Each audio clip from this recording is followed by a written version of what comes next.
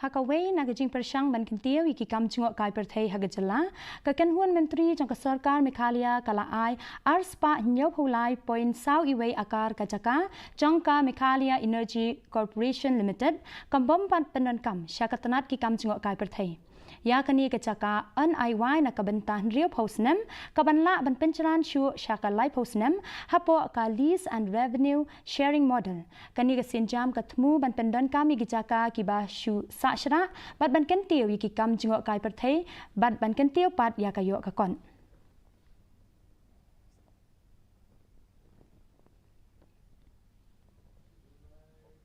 Yes, the department will pay an amount of ₹1 per acre, but the share of the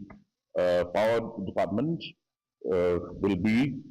90% as lease amount for the first 60 years, which is extendable by 30 years, as I mentioned. Kaken huan menteri ka sarkar